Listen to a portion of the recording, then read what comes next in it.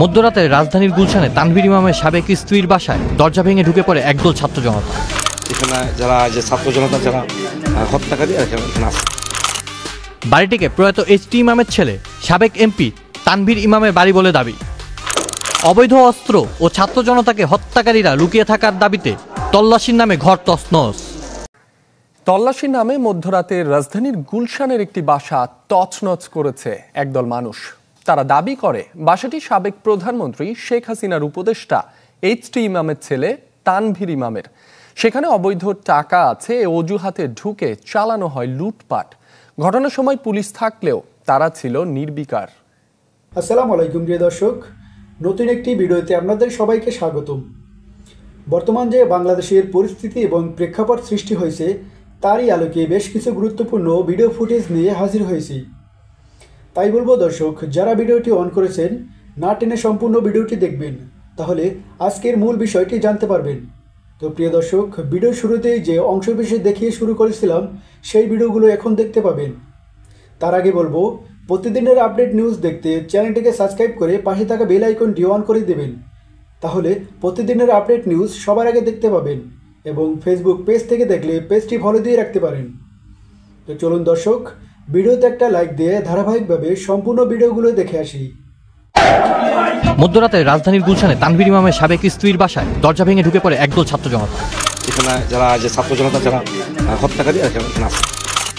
বাড়িটিকে প্রয়াত এইচ.টি. ইমামের ছেলে সাবেক এমপি তানভীর ইমামের বাড়ি বলে দাবি। অবৈধ অস্ত্র ও ছাত্র জনতাকে হত্যাকারীরা লুকিয়ে থাকার দাবিতে তল্লাশির নামে ঘর তছনছ। লোকজন দরজা ভাঙ্গিয়া হয়ে পরে ভিতরে ঢুকে গেছে। রহমান শরীফ সাহেবের বাসা। তল্লাশির নামে তছনছ ও ভাঙচুরের ঘটনায় 3 জন আটক। অভিযানের নামে ছাত্র জনতা পরিচয়ে ভাঙচুর করলো কারা?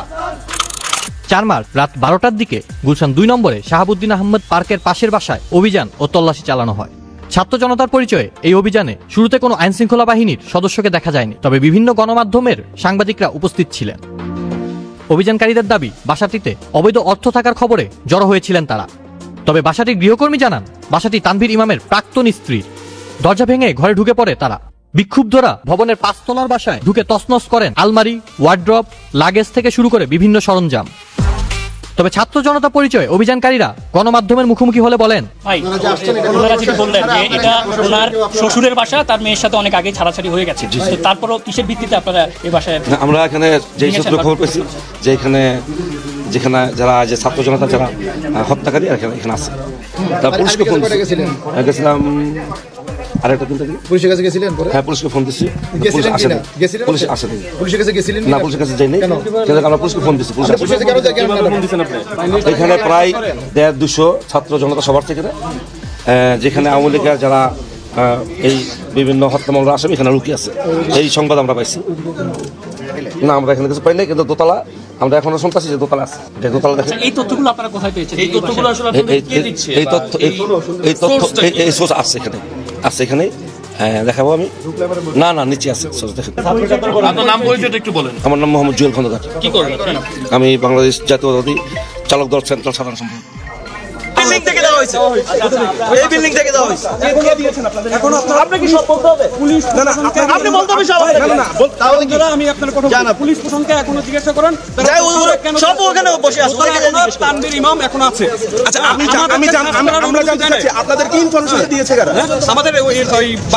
তবে পুলিশ ও সেনাবাহিনীর দল সে বাড়িতে গেলে স্থান ত্যাগ করেন ছাত্র জনতার পরিচয়ে অভিযানকারীরা।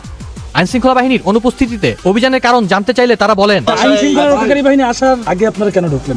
আমরা তো আপনার সাংবাদিক সহকারে আমরা আপনি যদি পুকুরে নামেন সেইখানেও সাংবাদিক যাবেন। একজন অন্যায় করে পুলিশ আসার জন্য অপেক্ষা করে সচেতন মানুষ তখনই চোরকে ধরে। 20 বছরের ডিভোর্স হলো ওরা থাকে, আপনারা এগুলো জানেন। পলিটিশিয়ানদের 2-4টা বিবি থাকে, এগুলো নিয়ে প্যারা নিয়ে না। আমরা প্যারা নিচ্ছি না, ঠিক আছে? আমরা যা করার আমরা করছি, আপনারা যা করার করছেন। আপনার পরিচয় কি? আমি একজন সাধারণ মানুষ। আপনার নাম? আমি বাংলাদেশের আমজনতা।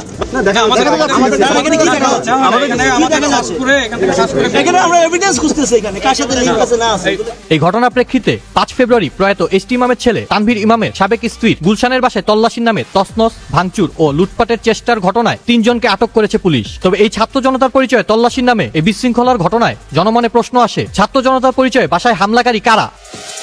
আটক হওয়া ব্যক্তিরা হলেন শাকিল খন্দকার, জুয়েল খন্দকার এবং শাকিল আহমেদ। জুয়েল খন্দকার ও শাকিল খন্দকার সম্পর্কে পিতা পুত্র। প্রাথমিকভাবে জানা গেছে শাকিল আহমেদ একসময় বাসাটিতে কেয়ারটেকারের কাজ করতেন। সেই মূলত জনতাকে 200 থেকে 300 কোটি টাকা পাওয়া যেতে পারে তথ্য দিয়ে বাসাটিতে তল্লাশি চালানোর জন্য উস্কানি প্রদান করে। স্বরাষ্ট্র মন্ত্রণালয় এ মর্মে আবারও সতর্ক করেছে যে কেউ যেন আইন নিজের হাতে তুলে না নেয়। কোথাও কোনো অপরাধ। শেখ হাসিনার রাজনৈতিক উপদেষ্টা এইচ.টি. ইমামের ছেলে তানভীর ইমামের গুলশানের বাসায় বিপুল পরিমাণ অবৈধ টাকা লুকিয়ে রাখা হয়েছে। মঙ্গলবার রাত 10:30টার দিকে বেনামে খুদে বার্তা আসতে থাকে গণমাধ্যম কর্মীদের মুঠোফোনে। রাত 11টার দিকে গুলশান 2-এর 81 নম্বর সড়কের কনকর্ড কটেজের দিকে মিছিল নিয়ে যায় বিক্ষুব্ধ জনতা নামে একদল মানুষ। মুহূর্তেই বাড়ির প্রধান ফটক টপকে প্রবেশ করেন তারা। এরপর বাড়িটির 5 তলার ফ্ল্যাটের দরজা ভেঙে ভিতরে প্রবেশ করেন তারা। শুরু হয় লুটতরাজ। তছনছ করে খুঁজতে শুরু করেন টাকা। ভেঙে ফেলেন আলমারি, ওয়ার্ড্রপ, লাগেজ থেকে শুরু করে সবকিছু।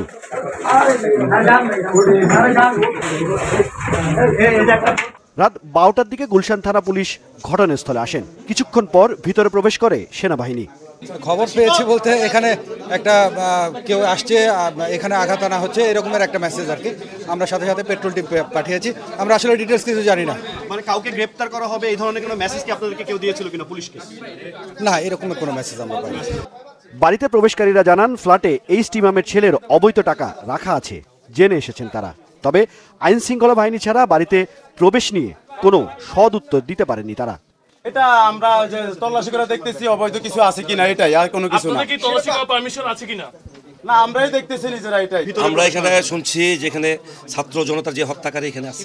কে আছে এখানে? তানভীর সাহেবের ছত্র সাহেব, অনেক আওয়ামী লীগ, যারা আওয়ামী লীগের দোসর, যারা ছাত্র জনতাকে হত্যা করেছে, এই আসামিগুলো এখানে আছে। আচ্ছা, আপনারা কি জানার পরে পুলিশকে জানিয়েছিলেন? আপনারা সোজা ঢুকে গেছেন? আমরা দেখলাম। আমরা সকল মিডিয়াকে আমরা সকল মিডিয়াকে আমরা নিউজ দিছি, সেই তথ্য আমাদের কাছে।